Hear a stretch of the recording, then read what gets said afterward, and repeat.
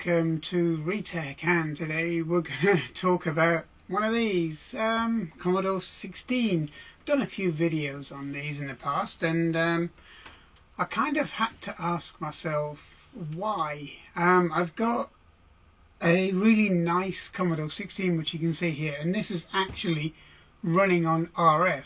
And as you can see, it's a really clear picture on RF, and it also works really well on Composer and via SCART. So it does really well. It's a nice machine. It's been vastly upgraded. It's got 64K. It's also got the +4 ROM set in, and it basically runs like a Commodore +4. I've got probably 5 +4s and only 1.5 of these. This is my kind of fully working, fully restored model. I've got another one which has got a keyboard fold and a PLA fold, which I haven't got around to doing yet.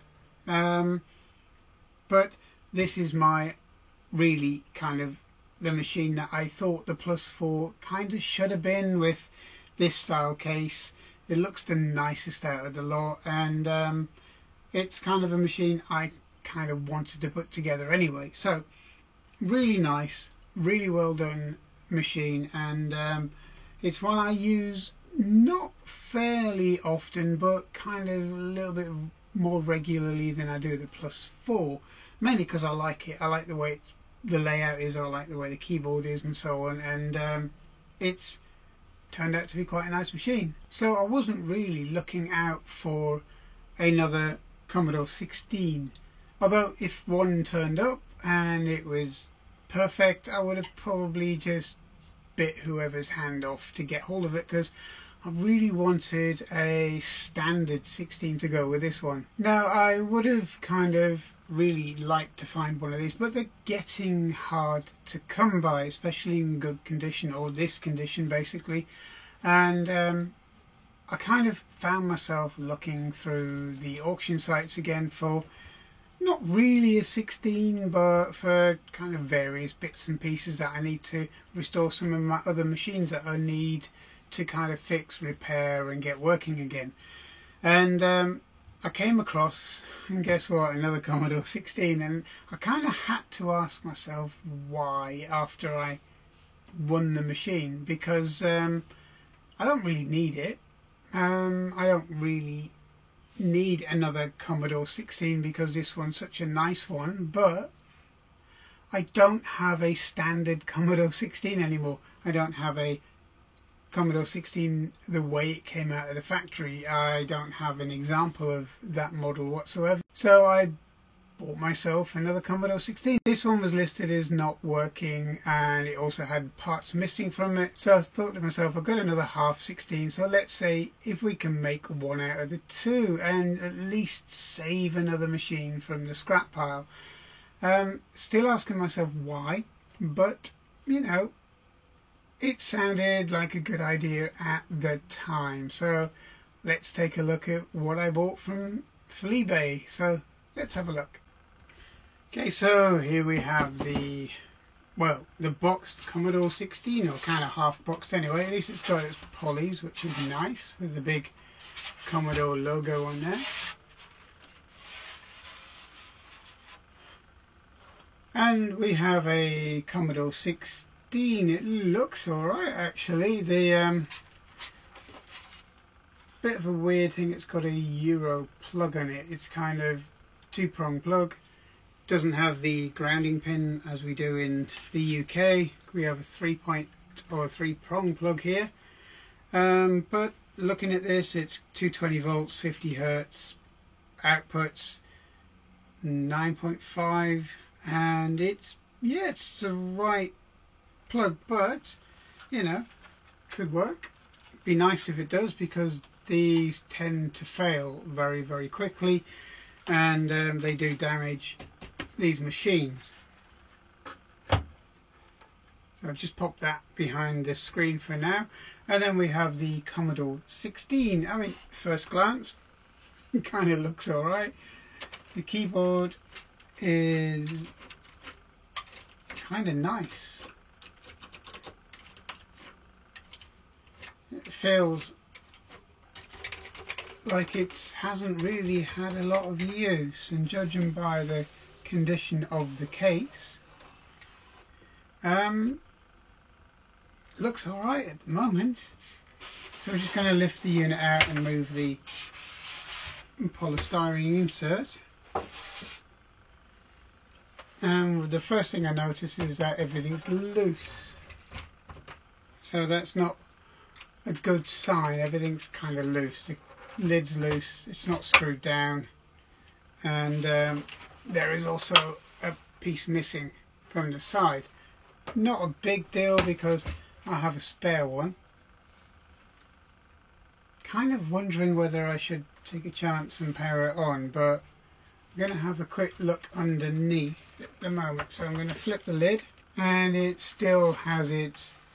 I've no idea what the reason behind this was, because it really didn't work. It was just pointless, really. It's a metallized cardboard.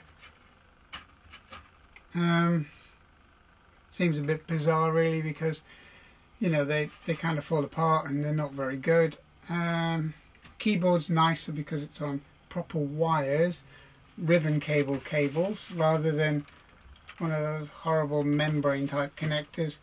And yeah, it seems reasonably okay. It still has its clip for the the RF shield kind of thing. Really cheap. I mean, really badly designed and very cheap. So let's disconnect this keyboard, and then let's see if we can have a look at what it's actually like.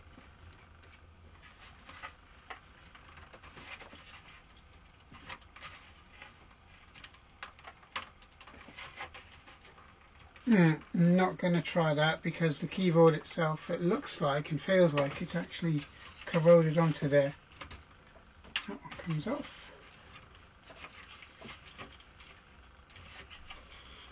Here we go, very gently trying to prise it off. There we go. It's going to need a bit of a clean up because that feels very, very rough. But let's have a quick look, and that's the case itself. It's pretty much unmarked, which is nice. So yeah, I'm quite pleased, even if for what I paid for it, the case and the keyboard top is quite decent, then I actually won't be too upset if it doesn't work. So just going to move this top of the keyboard away for a second. And just pop it down in the corner. I'm just going to push this little metallized clip away, which is crazy really. That holds the whole thing down. So looking at the board, it's quite clean. It's reasonable condition. There's very little corrosion on there. I tend to think that the pins were just a bit tight because they'd never been taken apart. Well, that was my first opinion, then I realised there's a bent pin, so I can straighten that out in a little while. The rest of it looks fine. The 6502 is there, all of the ROMs are there, it's all in place. It looks like it's never really been disturbed, so I'm just gonna power this thing on and see if it works. If it works, it's a bonus, and it means that now and again you can actually get good machines by taking a chance, but it's not something I'd normally do.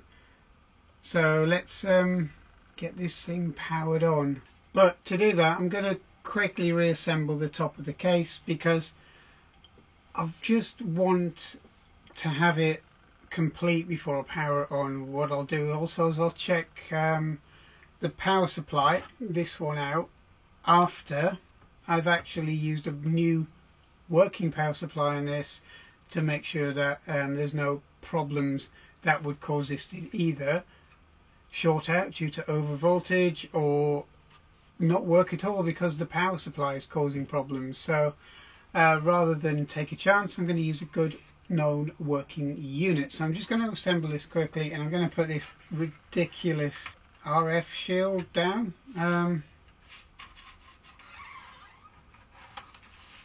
If that's really what it is. So okay, let's get this thing quickly back together. Okay, it won't take long, and just making sure that everything's all straightened up.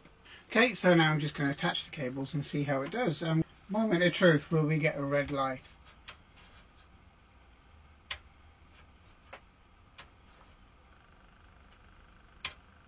Nothing, not a thing. So just to check, we're going to take the screen, turn it on,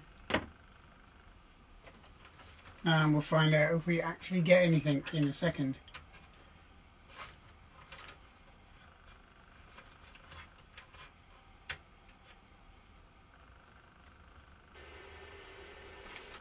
And yes, we actually do. We get a Commodore screen, so we must have a duff LED or a faulty cable. So let's have a quick look. So it looks like we have a faulty LED, which is a little odd because they tend not to fail. Okay.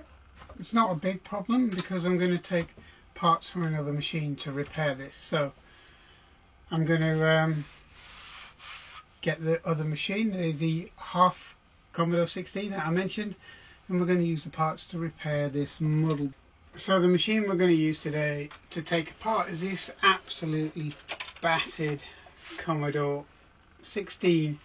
As you can see, even the keys are not quite the right colour, case is all scratched up, the badge is broken, it's not in very good condition at all, but I know the board works. So but along with the missing keys on the keyboard, it was kind of going to be a little bit of a liability to kind of repair, mainly because of the damage that was on this machine. So what I'm going to do is I'm going to take out the missing side cover, the LED, and I'm going to put it into this really absolutely quite mint case, and we're going to have a really nice Commodore 16 to play with. So let's go ahead and do it.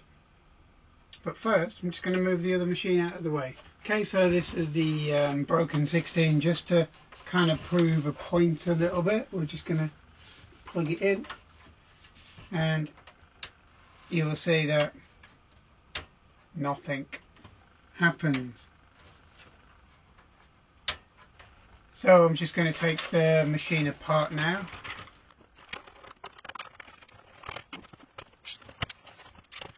And there we go. And just to prove a point again, we got missing chips out of this one as well, so it's never really going to work. Okay, so all we're going to do now is I'm going to take this piece out. There's not really anything I want to do with this apart from pull the LED out, and then we're going to put it in the other machine. But you have to remove the board to do that, so I'm just going to do that now. Take all of the screws out for the board, just to get that little metal plate out.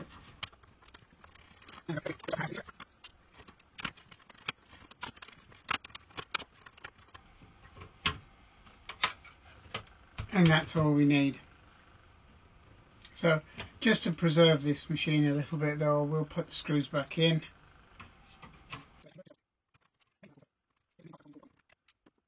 Okay, so I'm just going to take the LED out of the top half of the case and I'm going to put it back into the new, I'm amazed it works, Commodore 16. So let's have a look. Okay, so we got the Commodore 16 back again. Now, it should be easier to remove the keyboard this time. Okay.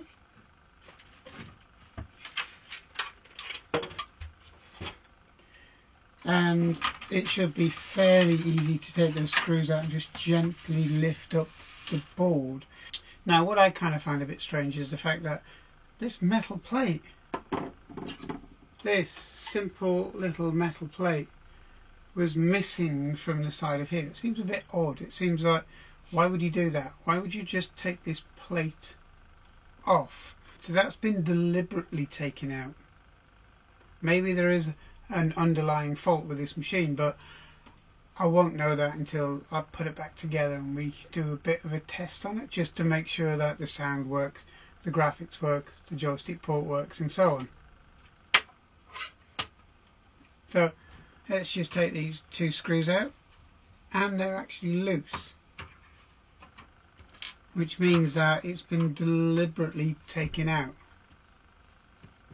Now, it's not for the fact that the case on this machine is bad, because it's almost immaculate. It's not for the fact that the keyboard is bad, because it's almost immaculate. It's not because that it's got a TED chip problem, but no, we've got display, we've got PLA that appears to be working. Not sure. It seems a bit of a mystery, but let's see if it actually does the job. So I'm just going to gently lift this corner up.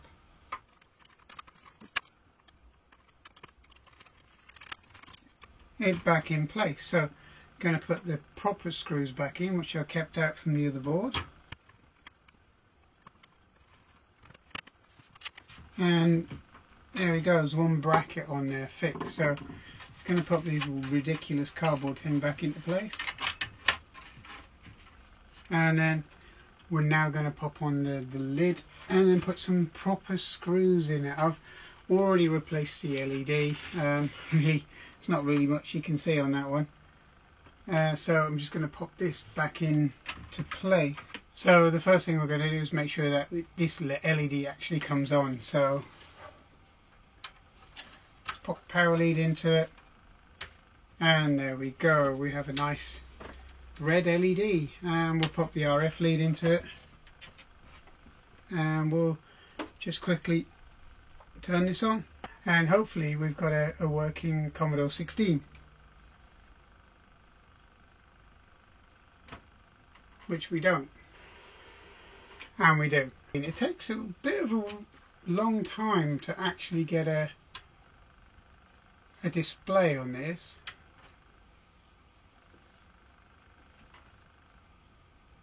Okay, it's quicker once it's been done. I suspect it's actually the TV itself.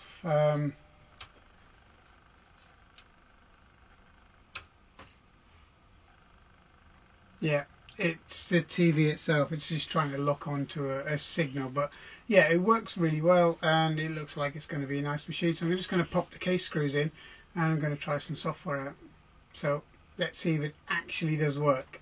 Okay, so as you can probably hear and see, this Commodore 16 seems to be working okay, which is not bad, but although the RF side of it is really clear for the video, for the picture, the sound isn't under RF.